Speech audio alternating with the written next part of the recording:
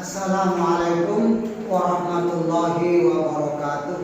Waalaikumsalam warahmatullahi wabarakatuh. Bagaimana kabarnya siswa dan siswi semuanya? Adakah hari ini yang tidak masuk? Ada. Alhamdulillah, pada saat ini kita semuanya diberi kesehatan oleh Allah Subhanahu wa taala sehingga bisa hadir ke sekolah untuk belajar bersama, menunaikan kewajiban kita sebagai orang yang beriman yang diwajibkan oleh Allah untuk menuntut ilmu dari mulai buayan ibu sampai ke liang lahat. Apakah siswa dan siswi semuanya sudah siap untuk menerima pelajaran pada hari ini? Ya. Yang materinya sekarang aliran-aliran dalam ilmu kalam. Tentunya siswa dan siswi apabila sudah menguasai tentang aliran-aliran ilmu kalam, itu tentunya bisa beradaptasi hidup di mana saja. Itu akan bisa menghormati apabila berlainan pendapat dengan orang lain. Hari ini menganalisis sejarah tokoh utama dan ajaran pokok aliran-aliran ilmu kalam: Khawarij, Syiah, Murji'ah, Jabariyah, Qadariyah, Mu'tazilah, Ahlus Sunnah wal Jamaah, Asy'ariyah dan Maturidiyah. Kemudian itu yang 32. Kemudian yang 42 menyajikan hasil analisis tentang sejarah tokoh utama dan ajaran pokok aliran ilmu kalam: Khawarij, Syiah, Murji'ah, Jabariyah, Qadariyah, Mu'tazilah, Ahlus Sunnah wal Jamaah, Asy'ariyah dan Maturidiyah.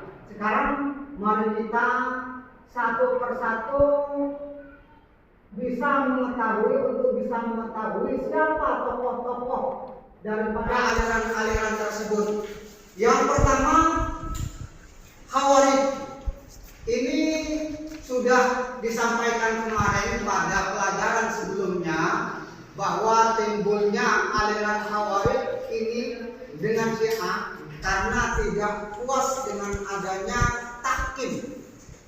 Persepsi masa Utsman bin Affan radhiyallahu anhu masih satu corak akidah.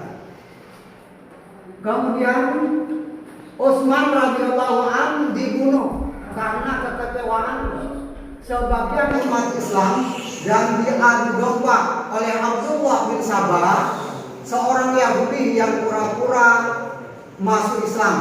Ini sebetulnya Abdullah bin Sabah ini seorang yang hafal Al-Quran, bahkan di luar kepala.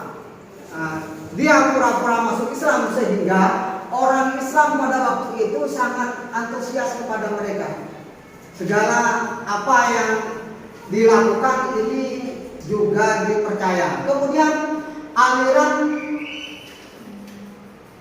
Ali bin Abi Thalib radhiyallahu anhu menerima estafet kepemimpinan yang singkat oleh sebagian umat Islam dalam situasi kekacauan politik.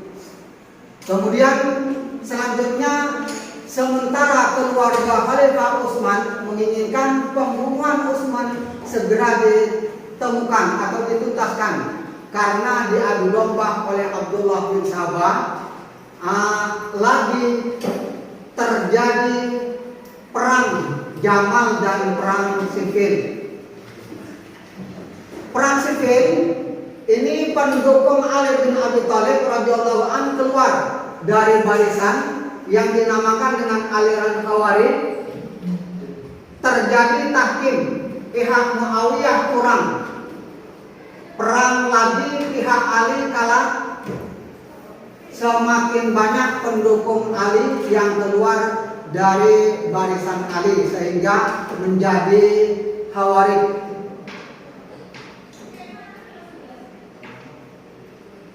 Akibat tahkim, ini aliran-aliran dalam ilmu kalam Pertama yang timbul adalah Khawarij dan Syiah.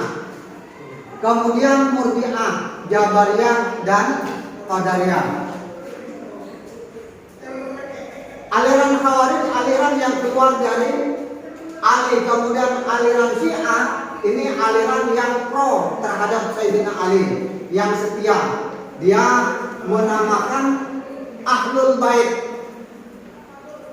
Kemudian aliran siswa dan siswi sekalian, ini sekarang aliran yang muncul yang ketiga adalah aliran Murji'ah, menunda hukuman di akhirat. Pokok ajarannya imam hanya membenarkan dalam hati, tidak seperti kita. Kemudian orang Islam yang melakukan dosa besar tidak dihukumi kafir, tetapi ia tetap mukmin selama masih mengakui dua kalimat syahadat. Kemudian yang ketiga, hukum terhadap perbuatan manusia ditangguhkan hingga hari kiamat prosesnya. Kemudian tokoh-tokohnya dari aliran Murji'ah ini adalah aliran moderat dan aliran ekstrem. Aliran moderat ini Abu Dzar Al-Ghifari, ini seorang tokoh agamawan. Kemudian juga yang ekstrem dipimpin tokohnya ini adalah Jaham bin Safwan.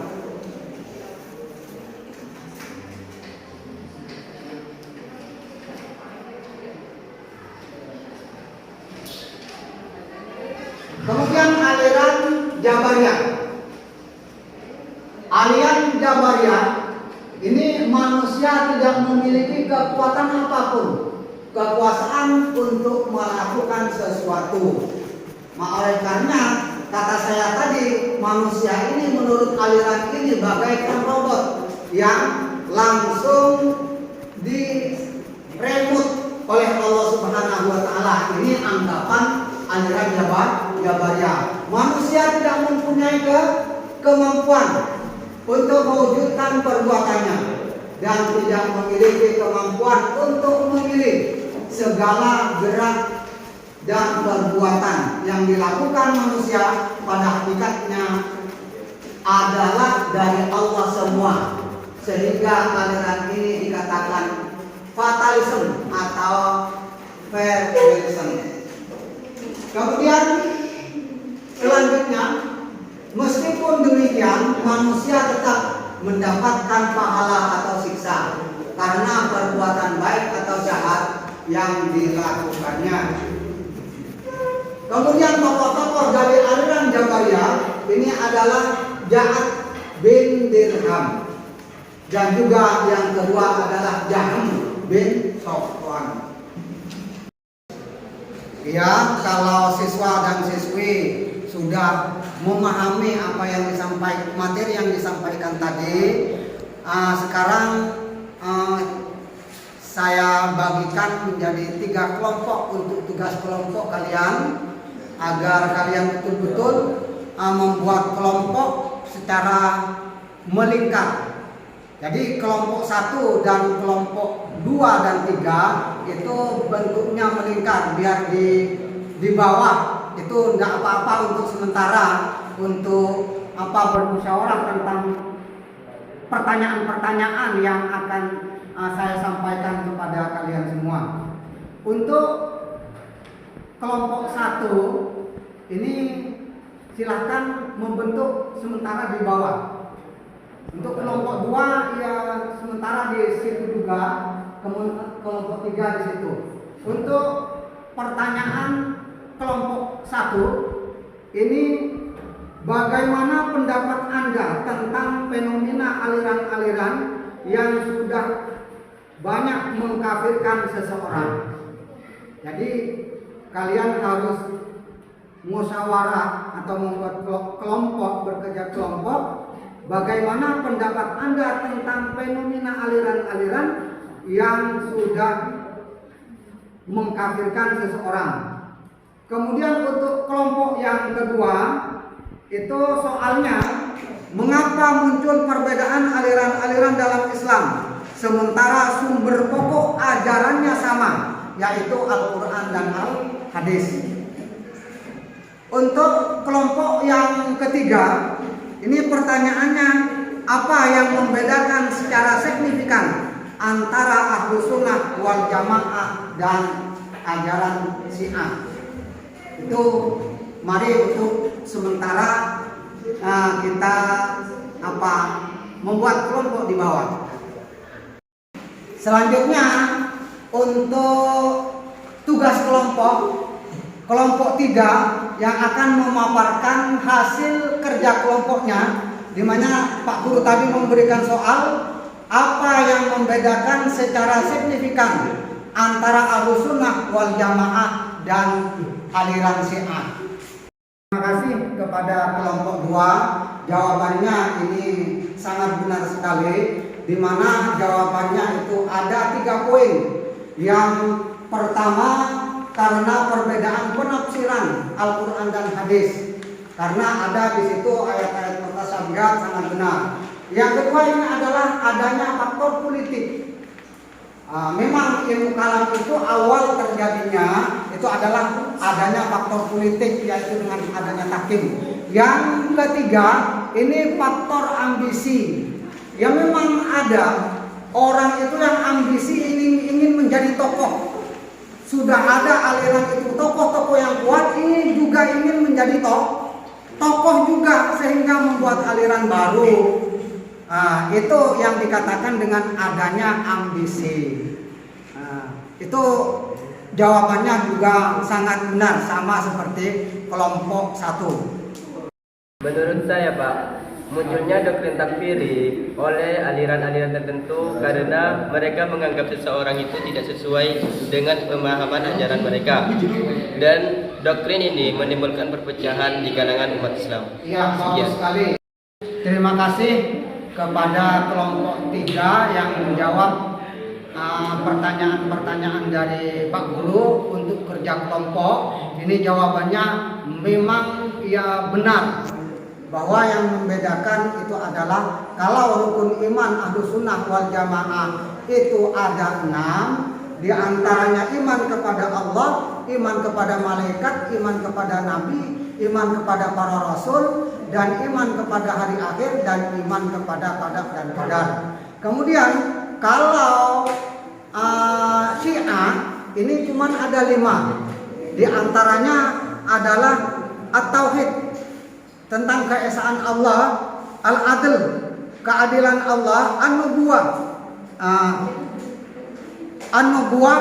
Ini orang-orang Syiah memang meyakini bahwa Allah itu mengutus para rasul yang jumlahnya itu 124.000. Kemudian dari 124.000 itu diangkat oleh Allah menjadi rasul itu 313, dan diabadikan di dalam Al-Quran nama-nama rasul itu 25. Itulah yang wajib diketahui oleh Ahlus Sunnah wal Jamaah. Kemudian imamah tentang kepemimpinan. Kemudian yang kelima, al-ma'ad. Yang sangat signifikan itu perbedaan antara keduanya itu adalah al-imamah, tentang kepemimpinan setelah wafatnya Nabi itu harus diangkat dari golongan Ali bin Abi Thalib. Jadi pemimpin umat Islam itu Nabi sendiri, katanya aliran Syiah itu sudah menyampaikan untuk berikutnya setelah Nabi wafat itu adalah Ali bin Abi Thalib sebagai khalifah. Sebagai penutup pelajaran pada siang hari ini, siswa dan siswi kembali ke tempat atau bangkunya masing-masing. Kita berdoa bersama sebagai penutup dari pertemuan hari ini. Mudah-mudahan besok kita diberi kesehatan oleh Allah Subhanahu wa taala, dan jangan lupa nanti bila kita pulang kita hati-hati di jalan. Jangan keluyuran kemana-mana, langsung pulang ke rumah, istirahat di rumah, dan selanjutnya kita sholat dan belajar. Mudah-mudahan ya kita diberi ilmu manfaat oleh Allah Subhanahu wa taala. Mari kita berdoa bersama. Saya akhiri pertemuan hari ini. Semoga kita tetap sehat. Saya tutup. Assalamualaikum warahmatullahi wabarakatuh.